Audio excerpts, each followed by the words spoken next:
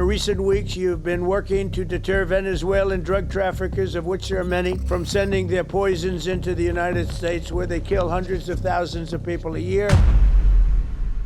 America has focused on the cartels for decades, but the real power of the cartels lies not in Colombia, not in Mexico, not in Venezuela, but right here in the United States. It lies in America's demand for drugs. If the demand remains, the cartels remain. Today, we look at a figure whose life story intersects with addiction, public health, and politics, Robert F. Kennedy Jr. He has a famous name, a complicated past, and a highly controversial public presence. But the central question is this: is RFK Jr. the right person to help America end the demand side of the drug war? Section 1. Who is RFK Jr.? Robert F. Kennedy Jr. is a lawyer, environmental activist, and political figure. He rose to prominence through environmental litigation and his leadership of Waterkeeper Alliance. His career has been long, public, and full of conflict, but his story also includes a chapter that matters in any discussion about addiction leadership,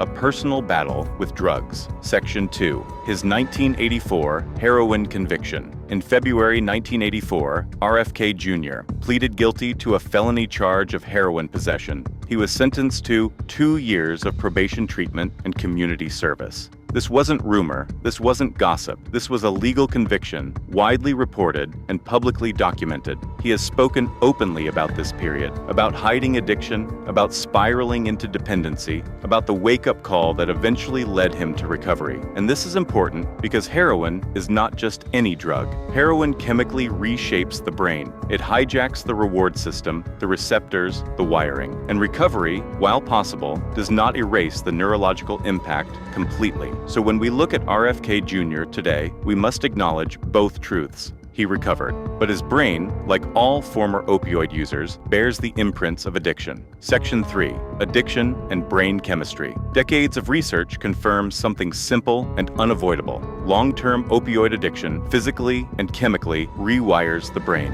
It affects impulse regulation, reward processing, emotional control, stress response, decision-making circuitry. Recovery can restore function, but it doesn't erase the history. Neuroplasticity allows healing, but not total reversal. This does not mean a former user is incapable of leadership, but it does raise questions when that person seeks to direct policy on addiction, public health, and national drug strategy. Trump himself, famously, does not drink any alcohol and has never used any drugs. However, Kennedy has to accept that his brain has been affected by illicit drug use in his formative years. So, leadership in this arena requires clear judgment, strong consensus, building deep medical understanding, trust from scientific institutions, coordination across federal agencies, which raises the following issue. Does RFK Jr. have the credentials, medically, scientifically, or politically, to lead a demand-side national strategy? Section 4. RFK Jr.'s health credentials.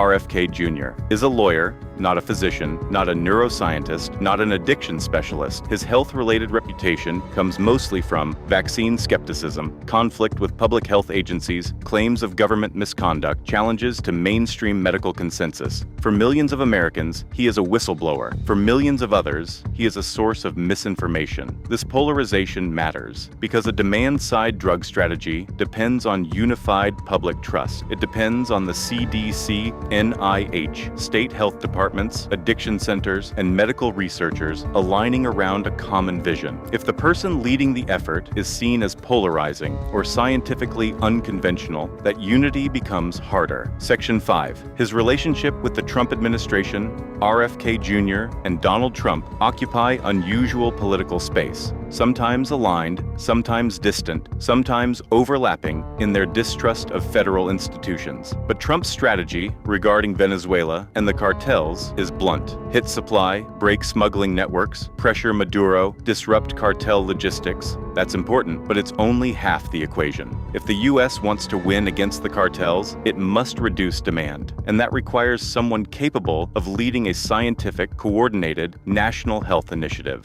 Would Trump trust RFK Jr. to lead that mission? Would public health agencies follow him? Would America unite behind him? These are fair questions and necessary ones. Section 6. What a true demand-side strategy looks like.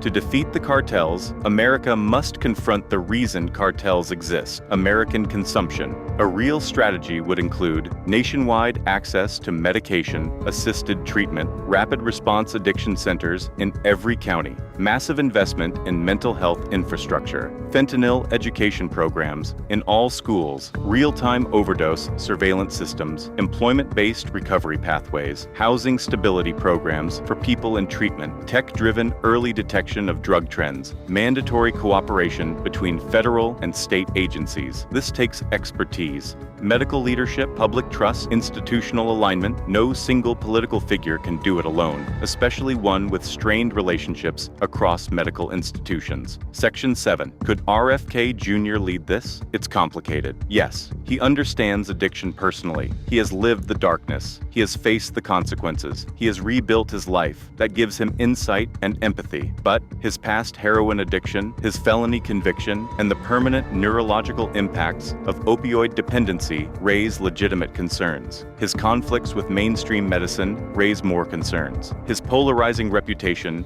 raises even more.